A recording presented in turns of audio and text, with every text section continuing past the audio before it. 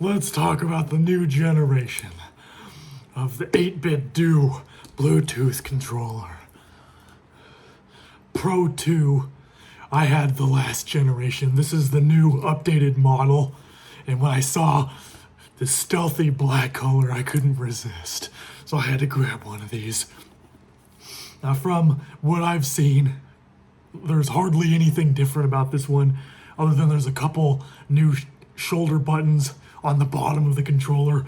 I'll get into that in a minute. So this is for Android and Windows.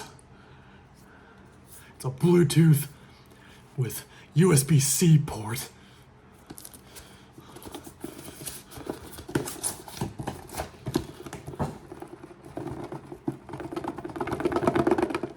It has a nice clean box, charcoal colored box. It's taking forever to open. It opens almost like a smartphone box.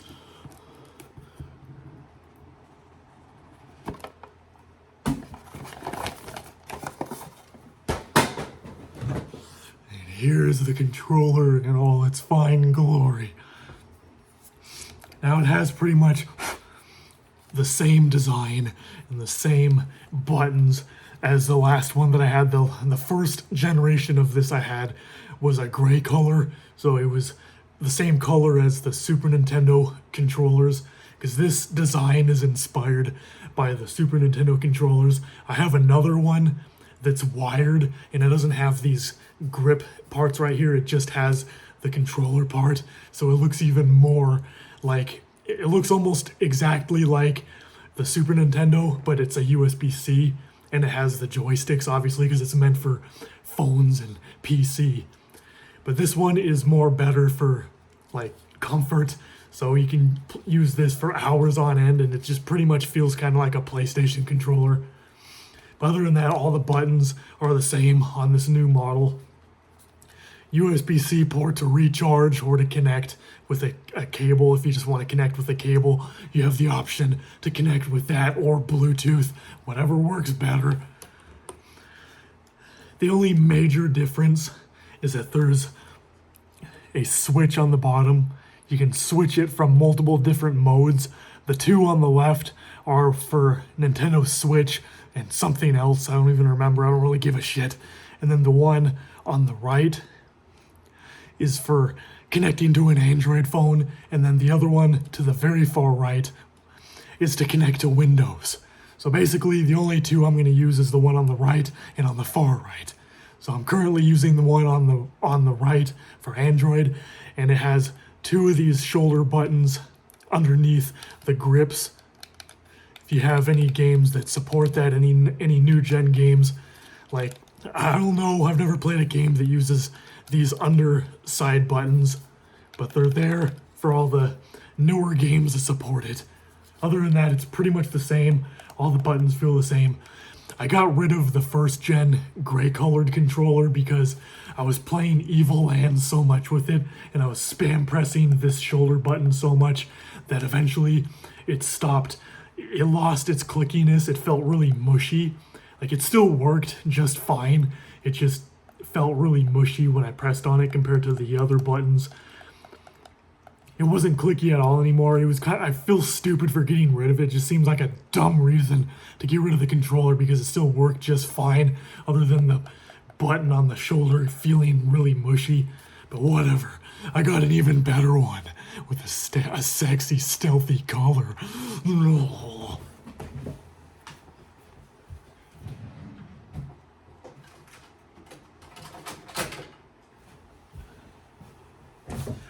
This is the color of the original. Now this is the one that's wired with a USB-C port. So if you have a USB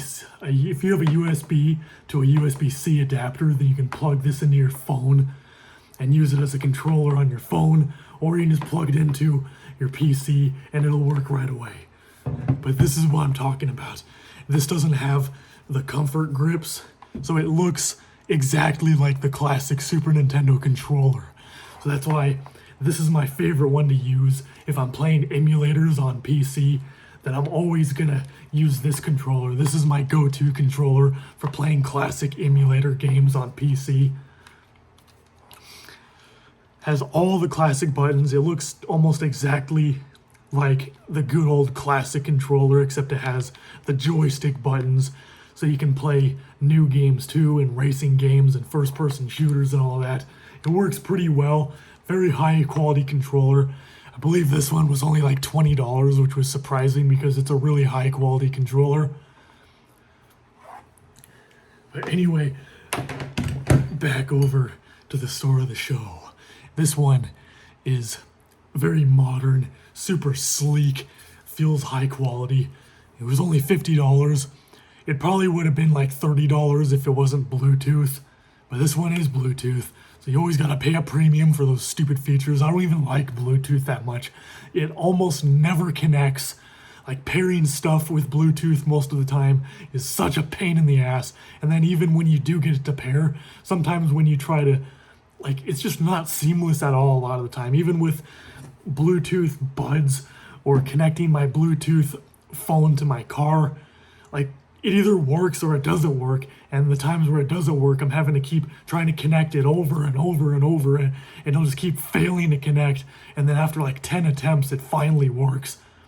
So Bluetooth, still to this day, is really inconsistent. That's why I do prefer cables.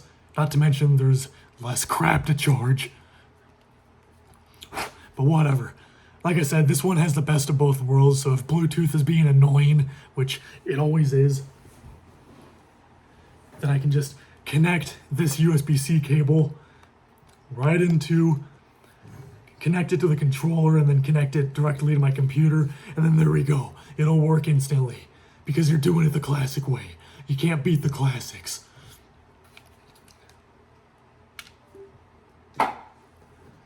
So without further ado,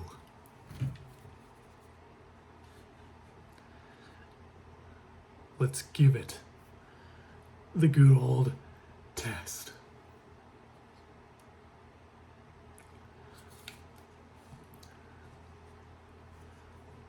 All right, so as you can see, it's showing up right there, and it connected instantly as soon as I turned Bluetooth on. That's not something that you see every day. So from first impressions, it does connect relatively easily.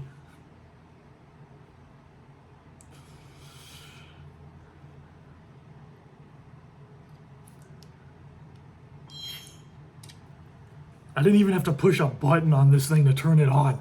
I just turned on Bluetooth on my phone, and it just vibrated and connected instantly. Whatever. Anyway, I'm gonna play a quick game just to show you how it works.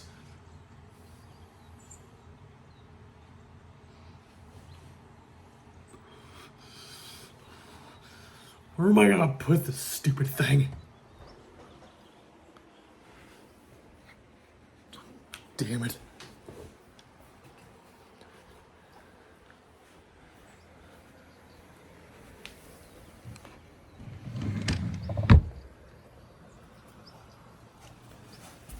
Okay, we'll just put it right here because I don't have another thing to hold this stupid phone.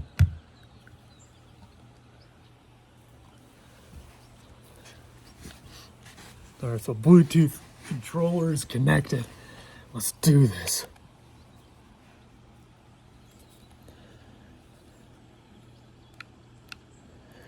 Now, the thing that I don't really like about, there's one minor gripe that I don't like about playing Evil Lands with a controller, is that when you try to move the camera around, it moves so damn slow. Look how slow it's moving. Now, if you move it with the touchscreen, it moves super quick, like as fast as you want it to move. Look how fast it's moving that way. But with the controller, it's so damn slow. Anyway, let's do a quick little thing. I'm still trying to get used to the controls because I've only played this once for like 30 seconds just to see if it would work. So all the buttons work. go kill some shit.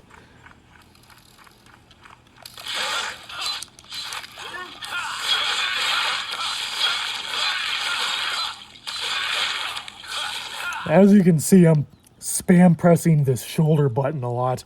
It's the same reason why the button started feeling really mushy after like 6 months of grinding away on this game.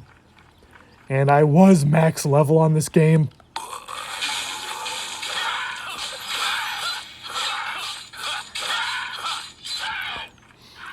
I was max level on this game, which the max level is 50. But then they increased the max level to 70. So it's like, I'm tempted to get my character to level 70 now. I already got all 3 characters to level 50. I don't think I'm going to want to get all 3 characters to level 70. I might get one of them to level 70. And that's about it. I mean, I don't even know if I want to get one of these characters to level 70 because a while back they made a really stupid little update to where basically every time you die, you lose a little bit of XP. It's not a lot. Like, you can gain that XP back by killing literally 1 or 2 things. But the whole point, like, it's still annoying because you can die. You can die pretty easily in this game, especially if you're fighting a boss. You can get 1 or 2 hitted, or I'm constantly getting gang banged by like 100 things at once, and then you die in like 3 seconds. And you can't even get out of it sometimes, so it just doesn't seem very fair. So that's why the whole reason why I don't like it is because this game already takes forever as it is. But it's like, having to lose XP, it's just going to add to the grind, and there's already enough grinding involved. You gotta grind more than a stripper on this damn game.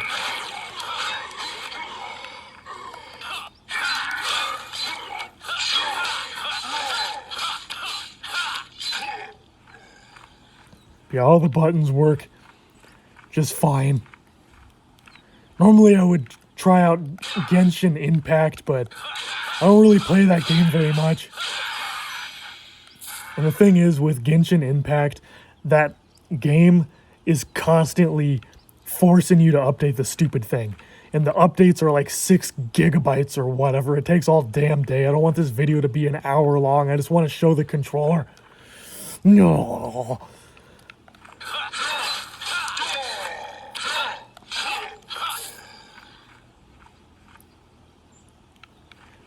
Yeah, the screen doesn't move this slow on other games. It's just for this game for some reason. I don't know why.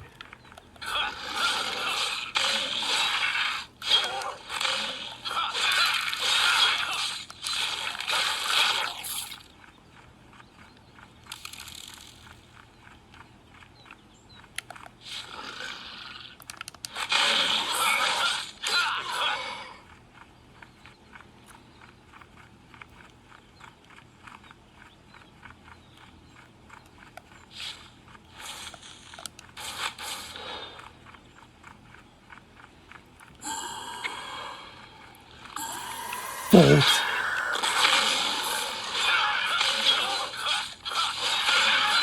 This is what I mean by getting gangbanged. It's like several dozen of them attack you at the same time. Luckily, these are weak, so it doesn't matter.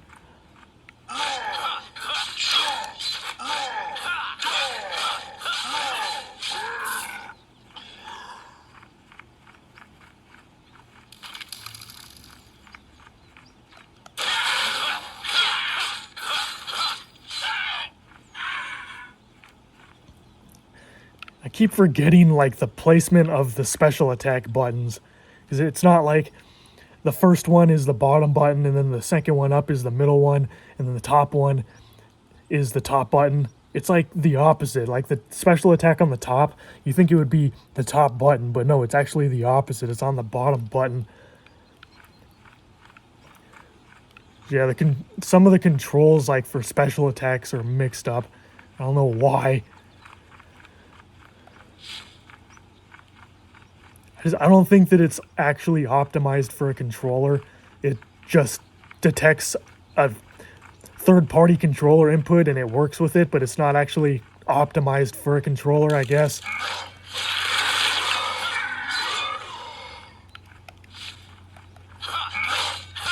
Yeah, the only reason that I'm level 50 on all 3 characters on here is because I did most of this grinding during the pandemic. Back during the beginning of the pandemic, when I was sitting in my room all day for several months, bored out of my mind, I would just play this game all day and then go to bed and then wake up the next day and play it all day again.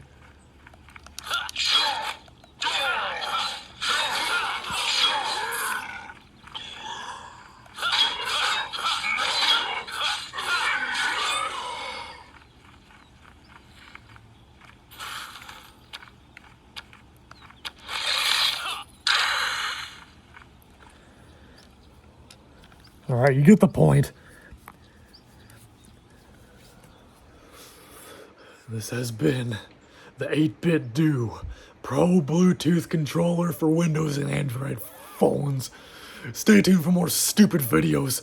See ya, farts.